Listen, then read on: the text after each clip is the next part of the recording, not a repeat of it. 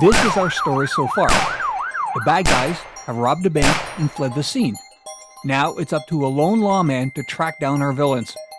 But the question is this: does our lawman begin the chase on the back of a horse, or behind the wheel of a 1968 GT Fast Mustang? Lawmen and outlaws are staples of pulp fiction and genre fiction. In the pulp era, many authors wrote in both genres. That trend has, at times, carried into modern genre fiction. In this video, I'm going to look at two best-selling authors who wrote both westerns and crime fiction.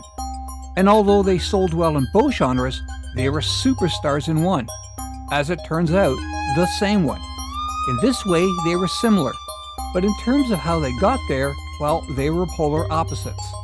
I'm VJ, this is The Hairy Edge, and let's dive into it.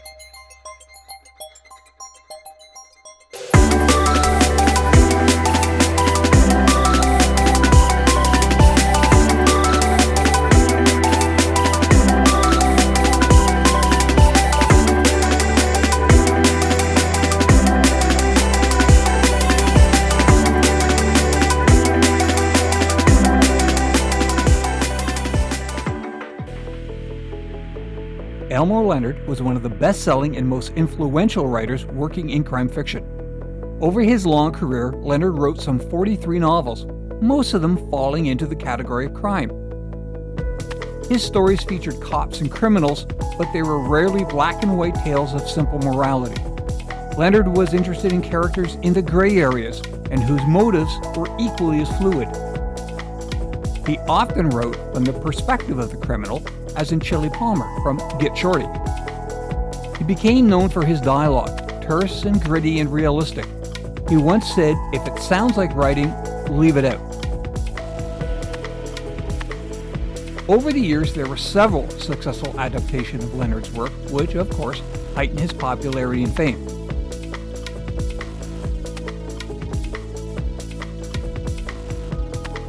Leonard began his professional career as a copywriter.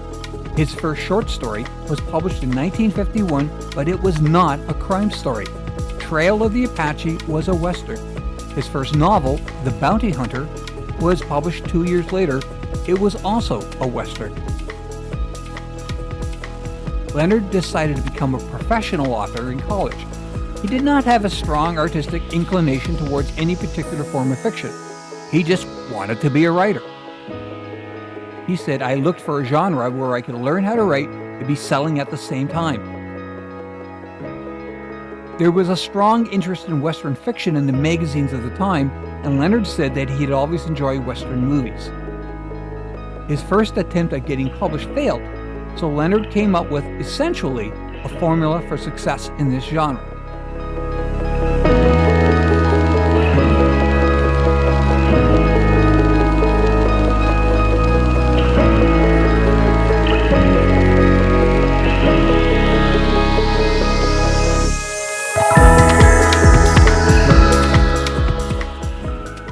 That kind of reasoning, well, it worked.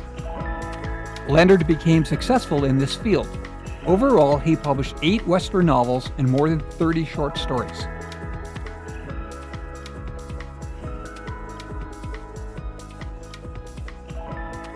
His short story, 3:10 to Huma, was made into a movie, well, twice. Other films include Hombre with Paul Newman, Valdez is Coming with Burt Lancaster, and Joe Kidd, starring Clint Eastwood. Leonard published his first non-Western novel, The Big Bounce, in 1966. His transition out of the Western genre was very much like his entry into it. It seemed to be mostly driven by the market. Largely on the advice of his agent, Leonard began to write more crime fiction. Although the first run of The Big Bounce was not a total success, Leonard persisted and began writing crime novels with great popular and critical appeal. As a relatively new writer switching genres, it would have been understandable if Leonard had decided to use a pen name. The next author I'm looking at also wrote in 2 genres and also did not use a pseudonym, but it would have been surprising if he had. Robert B. Parker is a writer I've discussed in a previous video. Like Elmore Leonard, Parker wrote in both the crime and western genres, but in terms of publishing, was the polar opposite. Parker published his first novel, The Godwolf Manuscript, in 1973. This book introduced readers to the boxer turned Boston private eye, Spencer. Parker wrote 40 Spencer novels. The character would be adapted for television in the series Spencer for Hire. Parker began his writing career as a writer of crime fiction and remained that way for many years. He didn't write his first Western novel, Appaloosa, until 2005. By that time, Parker was a best-selling author with a couple of other crime series to his credit, which is why, unlike the early pulp writers, there was no reason for him to assume a pen name. His sizable audience seemed happy to follow him into the Old West.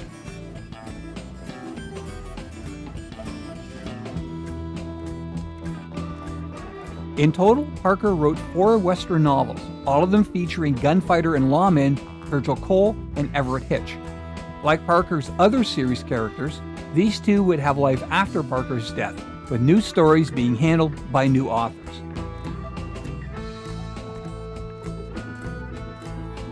If we believe Elmore Leonard, and I'm not sure that we should, he switched genres out of economic need. Parker had no such need. He said that he had a long interest in American Civil War history, and that led him to the Old West. He was a fan of the real characters of the West, including lawmen like Seth Bullock. There were indications in Parker's other works that he was fond of Western mythology. In the novel Potshot, Private Eye Spencer is tasked to rid a small town of a criminal gang. To do so, he gathers some of his compatriots from earlier stories to help him out. There are, 7 of them. One of them later drops the Steve McQueen quote from The Magnificent Seven: "We deal in lead, mister." The 4 Cole and Hitch stories that Parker wrote are lean, dialogue-driven, and tough. His gunfighters and lawmen occupy the same space as each other. There is an attitude here, similar to classic hard-boiled detective stories. So, we have 2 best-selling crime novelists who also wrote westerns. As we look at their history, they achieved the same goal, but like many of the characters they created, they rode their own trails to get there.